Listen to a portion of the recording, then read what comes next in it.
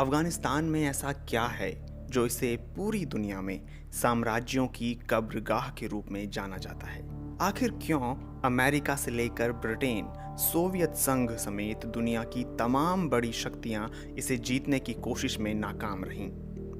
ये एक ऐसा सवाल है जिसका जवाब अफगानिस्तान के इतिहास और भूगोल में मिलता है। 19वीं सदी में तब दुनिया में सबसे ताकतवर रहे ब्रितानी साम्राज्य ने अपनी पूरी ताकत के साथ इसे जीतने की कोशिश की, लेकिन 1919 में आखिरकार ब्रिटेन को अफगानिस्तान छोड़कर जाना पड़ा।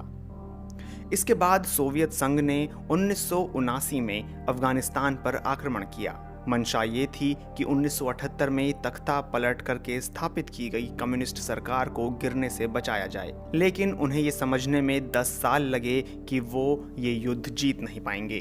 साल 2001 में अमेरिकी नेतृत्व में हमले और उसके बाद कई सालों तक चले युद्ध में लाखों लोगों की जान गई। इस हमले के 20 साल बाद अमेरिकी राष्ट्रपति जो बाइडेन ने अफगानिस्तान से अपनी सेना को वापस बुलाने का फैसला किया। बाइडेन ने अपने इस फैसले का बचाव करते हुए कहा कि अमेरिकी नागरिकों को एक ऐसे युद्ध में नहीं मरना चाहिए जिसे खुद अफगानी लोग न लड़ना चाह रहे हों।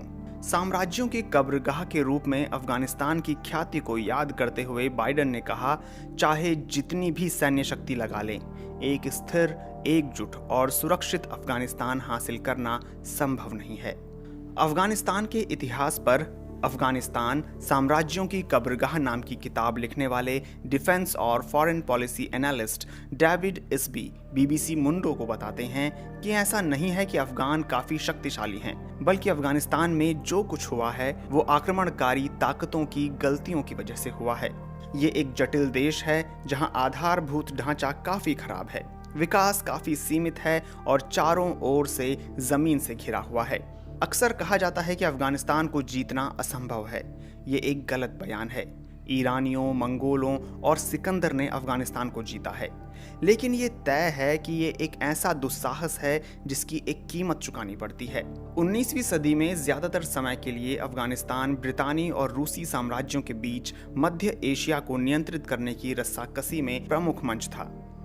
कई दशकों तक रूस और ब्रिटेन के बीच राजनयिक और राजनीतिक संघर्ष जारी रहा, जिसमें आखिरकार ब्रिटेन की जीत हुई, लेकिन ब्रिटेन को इसकी भारी कीमत चुकानी पड़ी। ब्रिटेन ने 1839 से 1919 के बीच 3 बार अफगानिस्तान पर हमला किया और ये कहा जा सकता है कि तीनों बार ब्रिटेन फेल हुआ।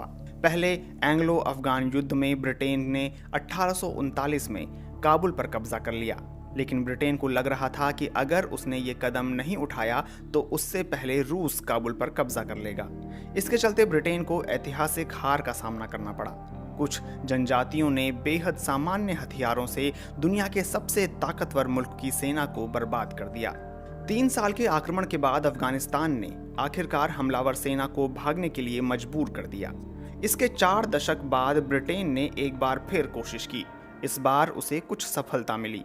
साल 1878 से 1880 के बीच हुए दूसरे एंग्लो अफगान युद्ध में अफगानिस्तान ब्रितानी संरक्षित राज्य बन गया, लेकिन ब्रिटेन को काबुल में एक रेजिडेंट मिनिस्टर रखने की अपनी नीति को त्यागना पड़ा।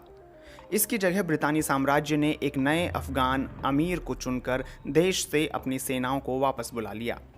लेकिन साल 1919 में जब इस नए अमीर ने खुद को ब्रिटेन से आज़ाद घोषित कर दिया, तब तीसरा एंग्लो अफगान युद्ध शुरू हुआ। 4 महीनों तक चली जंग के बाद ब्रिटेन ने आखिरकार अफगानिस्तान को स्वतंत्र घोषित कर दिया।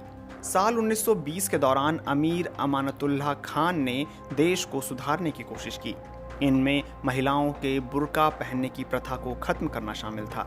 इन सुधारवादी प्रयासों ने कुछ जनजातियों और धार्मिक नेताओं को नाराज कर दिया, जिससे एक गृह युद्ध की शुरुआत हुई।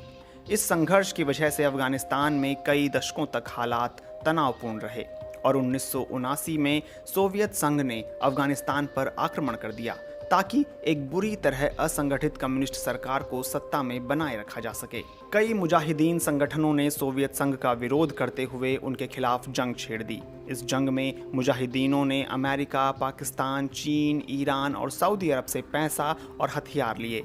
इस युद्ध में लगभग 15 लाख लोगों की मौत हुई और 50 लाख लोग शरणार्थी बन गए। सोवियत संघ की सेना ने कई तरीकों से चरमपंथ खत्म करने की कोशिशें की, लेकिन गुरिल्ला सैनिक अक्सर ऐसे हमलों से बच जाते थे। इसी समय तत्कालीन सोवियत नेता मिखाइल गोर्बाचेव को एहसास हुआ कि रूसी अर्थव्यवस्था को बदलने की कोशिश करते हुए युद्ध जारी नहीं रख सकते और 1988 में अपने सैनिकों को वापस लेने का फैसला किया। लेकिन इस वापसी से सोवियत संघ की छवि कभी उबर नहीं पाई। सोवियत संघ के लिए अफगानिस्तान वियतनाम युद्ध बन गया।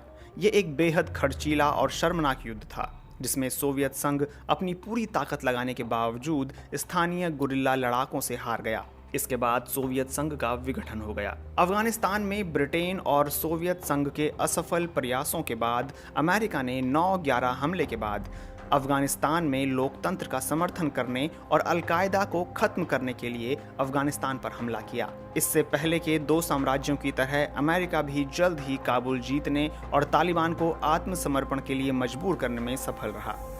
3 साल बाद अफगान सरकार अस्तित्व में आई, लेकिन तालिबान के हमले जारी रहे।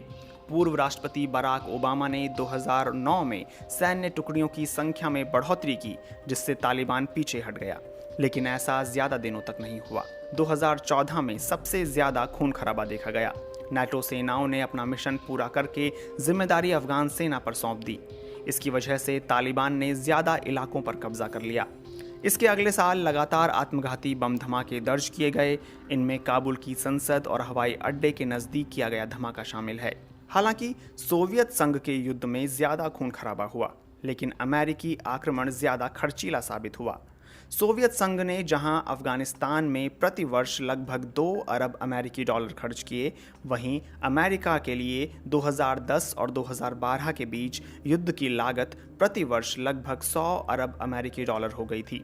अमेरिकी सैनिकों की वापसी के बाद तालिबान के कब्जे से अफगानिस्तान में एक मानवीय संकट पैदा हुआ है, जिसके चलते हजारों लाखों लोग बेघर हो गए हैं। इस भी कहते हैं मध्यम अवधि में यह देखना आवश्यक होगा कि क्या तालिबान शासन को अंतर्राष्ट्रीय समुदाय में मंजूरी मिलेगी। मुझे इस मामले में काफ़ी संदेह है। और अगर विश्व बिरादरी के लिए तालिबान से निपटना असंभव हो जाता है, तो यह देखना अहम होगा कि क्या कोई अन्य शक्ति दुनिया में साम्राज्यों की कब्रगाह माने जाने वाले अफगानिस्तान पर आक्रमण करने का जोखिम उठाती है।